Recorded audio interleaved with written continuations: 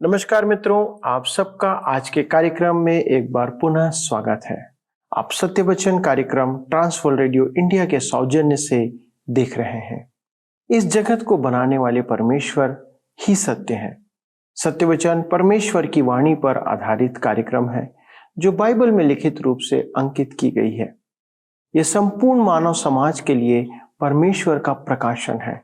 Bible किसी जाति, धर्म या संप्रदाय के लिए लिखी नहीं गई।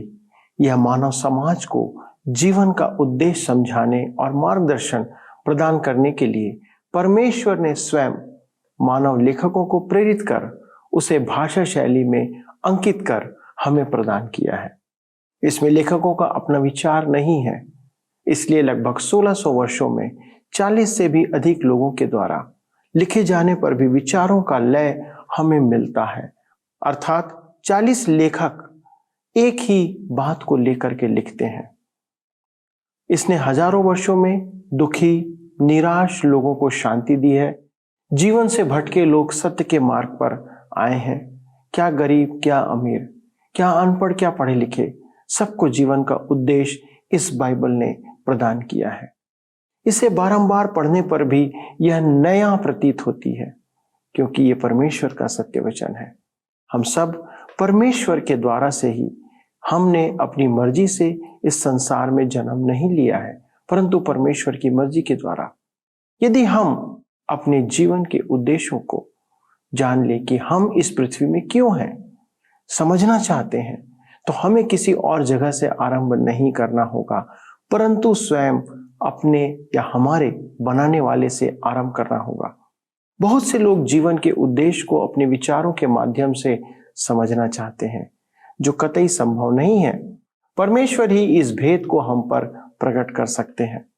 परमेश्वर आपसे और मुझसे प्रेम करते हैं, इसलिए वह अपने आप को हम पर प्रकट करना चाहते हैं कि वह कौन है और हम कौन हैं। वह हमसे चाहता है कि हमारे जीवन के मनोरथों को पूरा करें, लेकिन उसके लिए उसके चलाए मार्ग पर हमें चलना होगा। वह चाहता है कि हमारे मनोरथों को पूरा करने के लिए हम उसके साथ सदा बने रहें। आज के अध्ययन में हम जानेंगे कि हम कैसे उसके साथ बने रह सकते हैं और उसके साथ बने रहने से हमें क्या लाभ होगा। इन सारी बातों के ऊपर हम अध्ययन करेंगे ताकि हमारा आनंद जो परमेश्वर के द्वारा मिलता है पूरा हो। यीशु सच्ची दाखलता है और हम उसकी डालियां। जो डालियां फल लाती हैं, उन्हें पिता परमेश्वर धोकर उनकी देखभाल करता है। जो डालियां फल नहीं लाती, उन्हें वह काट डालता है, अर्थात अपने प्रयोजन में से हटा देता है, या उन्हें मृत्यु आ जाती है, जैसे हनन्या और सफीरा। परमेश्वर की शोधन सामग्री उसका वचन है। अब हम देखेंगे कि यीशु में बने रहने का अर्थ क्या है। तो आइए हम पढ़ें यूहन्ना रचित सुसमाचार 15 अध्याय उसके 4 पद। लिखा है, तुम मुझ में बने रहो और मैं तुम में। जैसे डाली यदि दाखलता में बनी न रहे तो अपने आप से नहीं फल सकती, वैसे ही तुम भी यदि मुझ में बने न रहो तो नहीं फल सकते। विश्व के प्रसिद्ध प्रचारक चार्ल्स स्पर्जन के जीवन की एक घटना है। वह सड़क पर चलते चलते रुक गए और अपनी टोपी उतारकर प्रार्थना करने लगे। प्रार्थना पश्चात उनके साथी ने पूछा कि उन्हें अकस्मात ही क्या हो गया था। उन्होंने कहा, मेरे और प्रभु के बीच बादल आ गया था जिसे हटाना आवश्यक था। वह अपने पाप के विचार की क्षमा मांगने के लिए रुक गए थे। हमें परमेश्वर के साथ संबंध बनाए रखने के लिए अपने पापों की क्षमा मांगना आवश्यक है। उसमें बने रहने के लिए हमें उसकी आज्ञाओं का पालन भी करना है। तो आइए हम पढ़ें यूहन्ना 15 अध्याय उसके 10 से 14 पद। यदि तुम मेरी आज्ञाओं को मानोगे, तुम मेरे प्रेम में बने रहोगे, जैसा कि मैंने अपने पिता की आज्ञाओं को माना है और उसके प्रेम में बना रहता हूं। मैंने ये बातें तुमसे इसलिए कही हैं कि मेरा आनंद तुम में बना रहे और तुम्हारा आनंद पूरा हो जाए।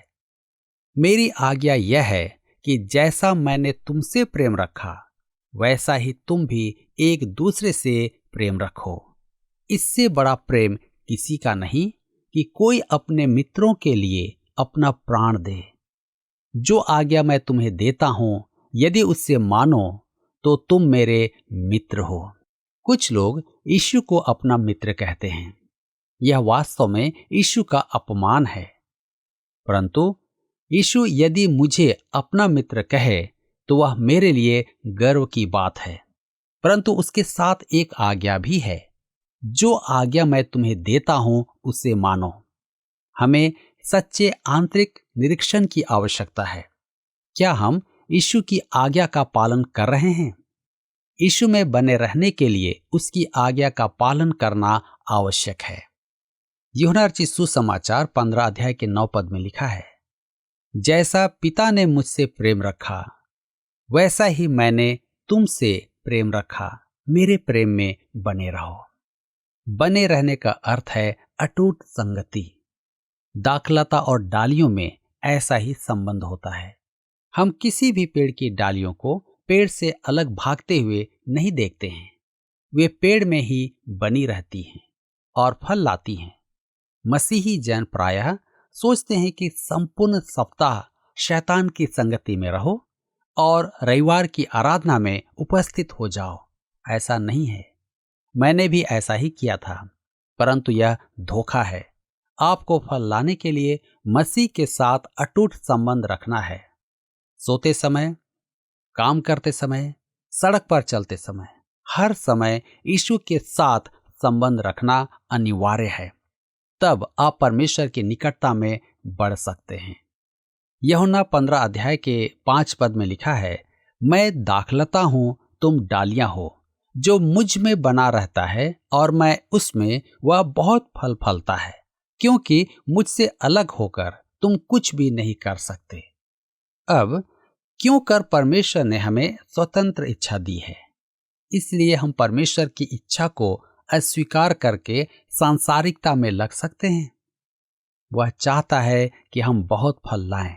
जैसे उसने बीज बोने वाले के दृष्टांत में कहा कि अच्छी भूमि में गिरने वाले बीज उगकर बहुत फल लाए, उसी प्रकार हमें भी अच्छी बीज वाला फल बनना है। यूहन्ना 15 अध्याय के 6 पद में लिखा है, यदि कोई मुझ में बना न रहे तो वह डाली के समान फेंक दिया जाता है और सूख जाता है, और लोग उन्हें बटोर कर आग में झोंक देते हैं और वे जल जाती हैं। मैं फिर कहता हूं कि यह हमारे उद्धार का उत्पाद, हमारे फल की चर्चा है, हमारे उद्धार की नहीं। पौलुस यही बात अपने शब्दों में व्यक्त करता है। पहला कुरिन्थियों की पत्री 3 अध्याय उसके 11 से 14 पद में, उस नींव को छोड़ जो पड़ी है और वह यीशु मसीह है, कोई दूसरी नींव नहीं डाल सकता। यदि कोई उस नींव पर सोना या चांदी या बहुमूल्य पत्थर या काठ या घास या फूस का रद्दा रखे तो हर एक का काम प्रकट हो जाएगा, क्योंकि वह दिन उसे बताएगा। इसलिए कि आग के साथ प्रकट होगा और वह आग परखेगी कि हर एक का काम कैसा है। जिसका काम उस पर बना हुआ स्थिर रहेगा वह मजदूरी पाएगा। यह विश्वासी के फलों के बारे में कहा गया है कि हमें उनका प्रतिफल मिलेगा। हमारे फल प्रभु यीशु उत्पन्न करता है। हमें केवल उसमें बने रहना है। जो डाली फल नहीं लाती वह काट डाली जाती है और लोग उसे आग में जलाते हैं। इसका भावार्थ पौलुस पहला कुरिन्थियों की पत्री 3 अध्याय उसके 15 पद में लिखता है, यदि किसी का काम जल जाएगा तो हानि उठाएगा, परंतु वह आप बच जाएगा, परंतु जलते जलते। आज विश्वासियों की धारणा यह है कि बहुत फल लाना तो आज असंभव है, अतः जैसा भी है चलने दो, थोड़े बहुत फल ही पर्याप्त हैं। परंतु प्रभु चाहता है कि हम बहुत फल लाएं। यूहन्ना 15 अध्याय उसके 7 और 8 पद में लिखा है, यदि तुम मुझ में बने रहो और मेरा वचन तुम में बना रहे तो जो चाहो मांगो और वह तुम्हारे लिए हो जाएगा। मेरे पिता की महिमा इसी से होती है कि तुम बहुत सा फल लाओ, तभी तुम मेरे चेले ठहरोगे। यह प्रार्थना के लिए एक अद्भुत प्रतिज्ञा है, परंतु इसकी एक शर्त है, मुझ में बने रहोगे तब और मेरे वचन तुम में बसे रहें। यीशु में बने रहना और प्रार्थना करने का उद्देश्य है पिता परमेश्वर की महिमा। यह प्रार्थना स्वार्थ रहित होती है। हम बहुत फल लाते हैं तो परमेश्वर की महिमा भी होती है। यूहन्ना रचित सुसमाचार 15 अध्याय उसके 9 से 11 पद में आगे इस प्रकार से लिखा हुआ है, जैसा पिता ने मुझसे प्रेम रखा वैसा ही मैंने तुमसे प्रेम रखा। मेरे प्रेम में बने रहो। यदि तुम मेरी आज्ञाओं को मानोगे तो मेरे प्रेम में बने रहोगे, जैसा कि मैंने अपने पिता की आज्ञाओं को माना है और उसके प्रेम में बना रहता हूं। मैंने ये बातें तुमसे इसलिए कही हैं कि मेरा आनंद तुम में बना रहे और तुम्हारा आनंद पूरा हो जाए। मित्रों, परमेश्वर चाहता है कि हम आनंदित रहें। आत्मा का एक फल आनंद है। मैं अतिवादी विश्वासियों से बहुत डरता हूं। वे बगल में बाइबल दबाकर चलते हैं, परंतु उनके चेहरों पर मुस्कान नामात्र भी नहीं होती है। फलवंत मसीही जन सदा आनंद से उमड़ता रहता है। वह बाइबल अध्ययन का आनंद लेता है, वह प्रभु की सेवा का आनंद लेता है, क्योंकि मसीह की संगति आनंददायक होती है। हम आगे पढ़ते हैं यूहन्ना रचित सुसमाचार 15 अध्याय के 12 पद में, मेरी आज्ञा यह है कि जैसा मैंने तुमसे प्रेम रखा वैसा ही तुम भी एक दूसरे से प्रेम रखो। याद रखें, यीशु अपने शिष्यों से कह रहा है, विश्वासियों से कह रहा है कि वे आपस में वैसा ही प्रेम रखें जैसा उसने हमसे प्रेम रखा। एक दूसरे की बुराई करने में पवित्र आत्मा कार्य नहीं करता है। याद रहे, पवित्र आत्मा यीशु का सा प्रेम हमारे मन में उत्पन्न करता है। यूहन्ना 15 के 13 में लिखा है, इससे बड़ा प्रेम किसी का नहीं कि कोई अपने मित्रों के लिए अपना प्राण दे। यही परख है। यूहन्ना 15 के 14 में आगे लिखा है, जो आज्ञा मैं तुम्हें देता हूं, यदि उसे मानो तो तुम मेरे मित्र हो। मसीही जीवन करना और चूकना नहीं है। मसीही जीवन यीशु के निर्देशों का पालन करना है और मसीह के निर्देश स्पष्ट हैं। उसने अपना जीवन हमारे लिए समर्पित कर दिया है। वह चाहता है कि हम उसकी आज्ञाओं को मानें। उसकी आज्ञाओं को मानने के द्वारा हम उसके मित्र हो जाते हैं। यीशु हमसे यह कभी नहीं चाहता कि हम उसके लिए अपनी जान दें। श्री मूडी ने कहा कि यदि प्रभु चाहेगा कि मैं उसके लिए जान दूं, तो वह मुझे अनुग्रह भी प्रदान करेगा। यूहन्ना 15 उसके 15 और 16 पद में आगे हम पढ़ते हैं, अब से मैं तुम्हें दास ना कहूंगा, क्योंकि दास नहीं जानता कि उसका स्वामी क्या करता है, परंतु मैंने तुम्हें मित्र कहा है, क्योंकि मैंने जो बातें अपने पिता से सुनी वे सब तुम्हें बता दी। तुमने मुझे नहीं चुना, परंतु मैंने तुम्हें चुना है और तुम्हें नियुक्त किया कि तुम जाकर फल लाओ और तुम्हारा फल बना रहे, कि तुम मेरे नाम से जो कुछ पिता से मांगो वह तुम्हें दे। ध्यान दे, यदि हम यीशु की आज्ञा माने तो हम उसके मित्र हैं। अब वह अपना मन हमारे सामने खोलता है। उसने अब्राहम को खोजकर अलग किया कि उसे अपने मन की बात कहे, क्योंकि अब्राहम परमेश्वर का मित्र था। यीशु ने पिता से जो सुना हमें सुना दिया।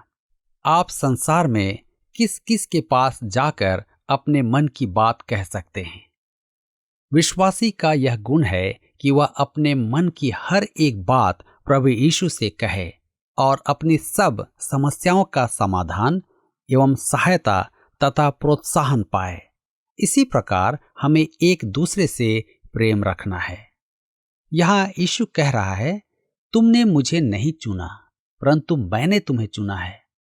बहुत लोग चुनाव के सिद्धांत को स्वीकार नहीं करते हैं, परंतु अनेक निराश विश्वासियों ने अपने आप को प्रभु के हाथों में सौंपते हुए कहा, प्रभु तूने मुझे बुलाया और मुझे चुना है, मैं तेरा हूं।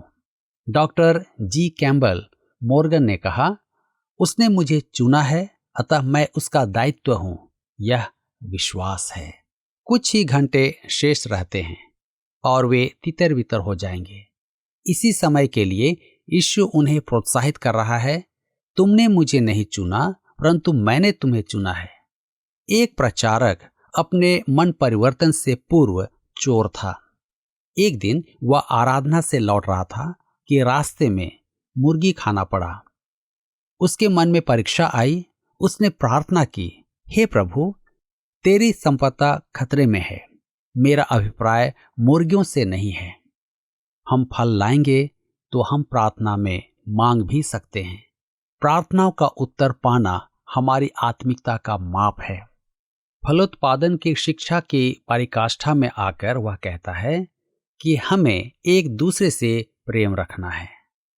तब हम आगे पढ़ते हैं यूहन्ना 15 अध्याय के 17 पद में, इन बातों की आज्ञा मैं तुम्हें इसलिए देता हूं कि तुम एक दूसरे से प्रेम रखो। यह विश्वासियों के परस्पर संबंध है। वह संसार के संबंधों के विषय में भी कहता है। तब आगे लिखा है यूहन्ना 15 अध्याय उसके 18 और 19 पद में, यदि संसार तुमसे बैर रखता है तो तुम जानते हो कि उसने तुमसे पहले मुझसे भी बैर रखा। यदि तुम संसार के होते तो संसार अपनों से प्रेम रखता, परंतु इस कारण कि तुम संसार के नहीं वरन मैंने तुम्हें संसार में से चुन लिया है, इसीलिए संसार तुमसे बैर रखता है। परमेश्वर की संतान को संसार में यह मिलता है। आइए देखें, घृणा संसार में हमें ख्याति नहीं मिलेगी। ख्याति पाना संसार से समझौता करना है। संसार परमेश्वर की संतान से प्रेम करे, यह संभव नहीं। इसका अर्थ यह नहीं कि वह धर्मी है। वह आपसे अकारण घृणा करेगा। हमारे युवा संसार में नाम कमाना चाहते हैं, परंतु वे कभी नाम नहीं कमा पाएंगे। हम यूहन्ना 15 अध्याय उसके 20 से 22 पद में पढ़ते हैं, जो बात मैंने तुमसे कही थी, दास अपने स्वामी से बड़ा नहीं होता, उसको याद रखो। यदि उन्होंने मुझे सताया तो तुम्हें भी सताएंगे। यदि उन्होंने मेरी बात मानी तो तुम्हारी भी मानेंगे। परंतु यह सब कुछ वे मेरे नाम के कारण तुम्हारे साथ करेंगे, क्योंकि वे मेरे भेजने वाले को नहीं जानते। यदि मैं न आता और उनसे बातें न करता तो वे पापी न ठहरते, परंतु अब उन्हें उनके पाप के लिए कोई बहाना नहीं। अपने प्रभु से अधिक बड़ा बनने का प्रयास न करें, क्योंकि सेवक प्रभु से बड़ा नहीं हो सकता। केवल वचन सुनाते रहें। मनुष्यों द्वारा सताए जाने के दो कारण हैं। एक, वे पिता परमेश्वर को नहीं जानते। दूसरा, वे नहीं चाहते कि उनके पाप प्रकट हों। प्रभु यीशु मनुष्य की आत्मा को ज्योतिर्मय करता है। चूहे, सांप, कीड़े मकोड़े अंधकार पसंद करते हैं और ज्योति लाने वाले से घृणा करते हैं। यीशु ने कहा, वे अकारण मुझसे बैर रखते हैं। प्रभु से बैर का कारण पापी मन है। यूहन्ना रचित सुसमाचार 15 अध्याय के 23 पद में लिखा है, जो मुझसे बैर रखता है वह मेरे पिता से भी बैर रखता है। यह अत्यधिक महत्वपूर्ण पद है। संसार परमेश्वर से घृणा नहीं करता है, वह प्रभु यीशु से घृणा करता है। परंतु सत्य तो यह है कि यीशु से घृणा करना परमेश्वर से घृणा करना है। आप परमेश्वर के नाम के कारण प्रसिद्ध हो सकते हैं, परंतु आपकी सच्ची परख प्रभु यीशु के साथ आपके संबंध और व्यवहार हैं। यीशु से संसार घृणा करता है तो आपको कैसे मान लेगा? आइए हम पढ़ें यूहन्ना 15 अध्याय उसके 24 और 25 पद। यदि मैं उनमें वे काम न करता जो और किसी ने नहीं किए तो वे पापी नहीं ठहरते, परंतु अब तो उन्होंने मुझे और मेरे पिता दोनों को देखा और दोनों से बैर किया। यह इसलिए हुआ कि वह वचन पूरा हो जो उनकी व्यवस्था में लिखा है, उन्होंने मुझसे व्यर्थ बैर किया। भजन संहिता 35 उसके 19 और भजन संहिता 69 उसके 4 की भविष्यवाणी की पूर्ति के निमित्त ईश्वर ने कहा कि वे वास्तव में उससे अकारण घृणा करते हैं। उन्होंने अपने हाथ से अपने लिए ईश्वर बना लिए हैं जो बाइबल का ईश्वर नहीं है, इसलिए वे यीशु से घृणा करते हैं। यूहन्ना 15 अध्याय के 26 और 27 पद में हम पढ़ते हैं, परंतु जब वह सहायक आएगा जिसे मैं तुम्हारे पास पिता की ओर से भेजूंगा, अर्थात सत्य का आत्मा जो पिता की ओर से निकलता है, तो वह मेरी गवाही देगा। और तुम भी मेरे गवाह हो, क्योंकि तुम आरंभ से मेरे साथ रहे हो। पवित्र आत्मा प्रभु यीशु का गवाह है। आप में पवित्र आत्मा का कार्य आपके जीवन से उसकी महिमा द्वारा प्रकट होता है।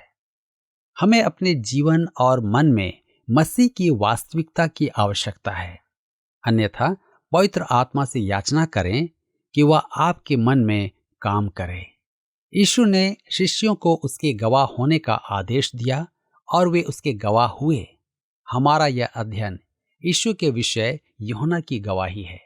शिष्यों की सी गवाही किसी की नहीं हो सकती, क्योंकि वे यीशु के साथ आरंभ ही से थे, परंतु आज मुझे और आपको भी उसका गवाह बनना है।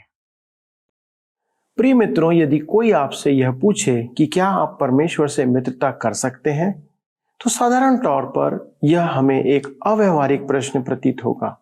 लेकिन आज के वचन में हमने जाना कि यह कितनी सुखद बात है कि हम प्रभु यीशु की आज्ञाओं को मानने के द्वारा हम उसके मित्र बन सकते हैं। है ना यह अद्भुत बात? इसका मतलब है कि हम परमेश्वर के मित्र बन सकते हैं। क्यों? क्योंकि पिछले अध्ययन में हमने देखा कि यीशु ने कहा, मैं और पिता एक हैं, अर्थात यीशु और परमेश्वर एक हैं। परमेश्वर यीशु मसीह में होकर व्यक्तिगत रूप से हमारे बीच में आए, जो कि बड़े दिन का संदेश है। उसकी आज्ञा पालन करना, उस पर विश्वास करने के द्वारा ही हम इस बात को पूरा कर सकते हैं। जब तक हम यह विश्वास ना करें कि वह हमारे पापों के और हमारे उद्धार के लिए इस संसार में आया और उसके इस उद्धार को प्राप्त हम नहीं कर लेते हैं, तब तक हम उसकी आज्ञाओं का पालन नहीं करते हैं और यह कि हम नहीं कह सकते हैं। हमारा विश्वास का प्रमाण यह भी है कि संसार इस विश्वास के लिए हमसे बैर रखेगा, यहां तक कि संसार हमें सताएगा, क्योंकि यीशु पर विश्वास करने के द्वारा हम इस संसार के नहीं परंतु स्वर्ग के वासी बन चुके हैं। यदि हम इस संसार के होते तो संसार हमसे प्रेम रखता। यीशु का वचन मत्ती 5 उसके 11 और 12 पद में कहता है, धन्य हो तुम जब मनुष्य मेरे कारण तुम्हारी निंदा करें, तब आनंदित और मगन होना, क्योंकि तुम्हारे लिए स्वर्ग में बड़ा प्रतिफल है। मित्रों, हमारे लिए विचार का विषय यह है कि हम परमेश्वर के मित्र बनना चाहते हैं कि हम संसार के मित्र बनना चाहते हैं। हम इस संसार में सुख पाना पसंद करते हैं या स्वर्ग में बड़ा प्रतिफल प्राप्त करना चाहते हैं। यदि हम इस संसार में सुख पाने के लिए तत्पर हैं, तो हम सदा के लिए स्वर्ग में बड़े प्रतिफल को खो देंगे, जो अनंत काल तक के लिए होगा और यह भयानक भी होगा। परमेश्वर का वचन हमें अवसर प्रदान करता है कि आप इस बात को तय करें, निर्धारित करें कि आप कहां पे रहना चाहते हैं। हम आपके लिए प्रार्थना करना चाहते हैं कि सही चुनाव आप करने पाए और परमेश्वर इस चुनाव को करने में आपकी सहायता करे। आइए हम प्रार्थना करें। स्वर्गीय पिता, हम धन्यवाद देते हैं इन सुंदर और अद्भुत वचनों के लिए। पिता, ये आपका वचन है जो हमें दोराहे पे लाके खड़ा करता है, और यदि हम आज दोराहे पे खड़े हैं, यदि हमारे बहुत से दर्शक आज दोराहे पे खड़े हैं, तो पिता हम ये बात को जानते हैं कि आपके वचन ने उनके जीवन में कार्य किया है। पिता, ऐसे लोगों के लिए हम प्रार्थना करते हैं जो निर्णय लेने का प्रयास कर रहे हैं कि वे पिता आपके पास आए, प्रभु यीशु को चुने या वो संसार से प्रेम रखें। पिता, ऐसे भाई और बहनों के लिए, बच्चों और जवानों के लिए, बुजुर्गों के लिए हमारी प्रार्थना है पिता कि ये लोग प्रभु जो आज दोराहे पे खड़े हैं, उन्हें आप निर्णय लेने में सहायता करें कि वे आज एक उचित निर्णय लें और प्रभु यीशु आपके सामर्थ में, आपके तरीके से आपके पास आने पाए, ताकि उनका जीवन बदल जाए। पिता परमेश्वर, आपसे विनती करते हैं, अपने अनुग्रह को उन पर प्रकट करें और उन्हें ढाढ़स दें, सामर्थ्य दें कि वे सही निर्णय लेकर आपके नाम की महिमा को प्रकट करें। आदर और महिमा आपको देते हैं और इस विनती को प्रभु यीशु क्रिस्ट के नाम से मांगते हैं, आमीन।